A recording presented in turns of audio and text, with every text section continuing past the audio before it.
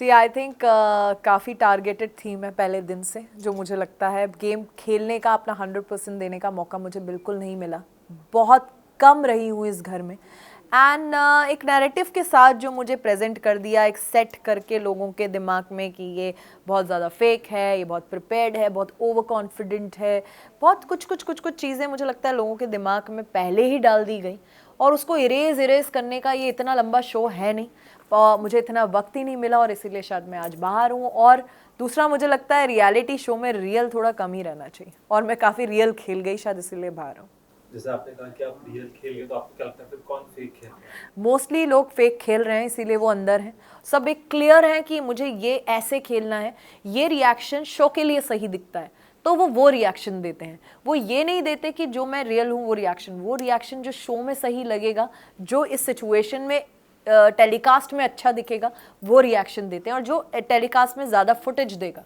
ये इतनी कैलकुलेशंस के साथ लोग वहाँ गेम खेल रहे हैं। सबने अपना अपना कैरेक्टर पकड़ा हुआ है।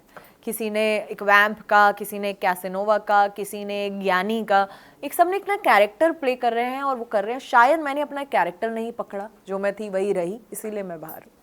कई बार ऐसा होता है कि मैम कुछ चीज़ सडनली हो जाती है और वो आइकॉनिक डायलॉग बन जाता है, आइकॉनिक हुक स्टेप बन जाता है। जी अगर आज गूगल पे सर्च करके बिग बॉस ओटीटी पे किसने किस किया तो आपका नाम आता है। जी क्या लगता है कि ये इतना बड़ा इशू बन जाएगा, आपको लगा? जी, पता नहीं क्यों कंट्रोवर्सी से मेरा पीछा छूटता ही नहीं। जहाँ कंट्रोवर्सी होती है वहाँ आकांक्षा पूरी आ ही जाती है या कंट्रोवर्सी मेरे पीछे पीछे आ जाती है।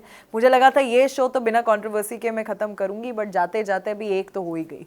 और मुझे जब मैं अंदर थी सच में ऐसा नहीं लगा था कि ये इतना बड़ा मुद्दा है, क्योंकि वो एक टास्क था, 30 सेकंड का टास्क था। उसके बाद बहुत कुछ हो गया रात को, उसकी बहुत ज़्यादा बातें भी नहीं हुई, वो ख़त्म हो गया और मैंने अपना 100% दिया, मैं एक टास्क जीत गई। पर जब मैं बाहर आई तब मुझे पता चला ये किसका, और जब वीकेंड का वार हुआ, जब सर ने इतना कुछ बोला, तब मुझे पता चला क्या ये इतना बड़ा मुद्दा बन गया है। मैंने भी उसे एज एन आर्टिस्ट लिया, परफॉर्म किया, एज अ टास्क लिया, टास्क जीता अपनी टीम के लिए। मैं उसको उतना ही लेके चल रही थी, उसमें मैं बहुत पर्सनली नहीं इन्वॉल्व हो गई। बट वो इतना बड़ा मुद्दा बन जाएगा ये मुझे भी नहीं पता था। जो वीकेंड के वार पे मुझे पता चला, बाहर आई तब पता चला कि इतना कुछ उस पे ट्रेंड हो रहा है। बट ये भी मुझे पता चला वो हाईएस्ट टीआरपी मिली है उस एपिसोड को। तो I don't know what to say about that. Salman sir ने आप सभी की तरफ से माफी मांगी जी ऑडियंस को, जी तो उसमें क्या कहना है?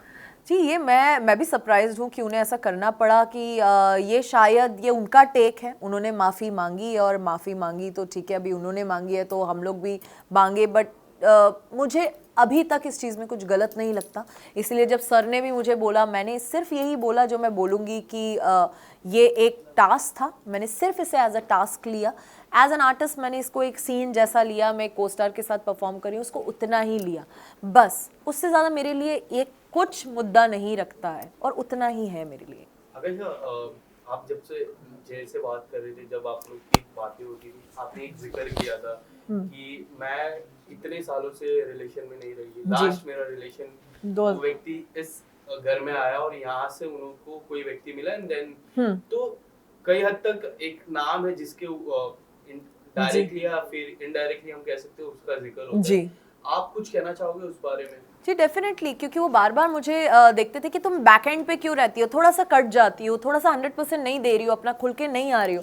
क्योंकि मुझे लगता है एक रियलिटी शो में रिश्ते बनाना और इतने कम टाइम में किसी को जज करना, मैं उन्हें बाहर नहीं जानती हूँ। अंदर सब कहीं ना कहीं अपना गेम खेल रहे हैं, कैरेक्टर फॉलो कर रहे हैं, तो वहाँ मैं किसी को जज कर पाऊँ कि ये मेरे लिए एक रिश्ते में सही होगा कि नहीं, इसके साथ मैं अफेयर रखना चाहती हूँ, मैं ऐसी नहीं हूँ। मुझे वक्त लगता है। किसी के लिए एक लाइकिंग हो सकती है, बट इतना बड़ा डिसीजन लेना कि मुझे इसको डेट करना है, मुझे इसके साथ रहना, उसके लिए मुझे टाइम चाहिए, उसके लिए मुझे उस इंसान को बाहर मिलना होगा। क्योंकि अभी आप सिर्फ एक घर के अंदर है।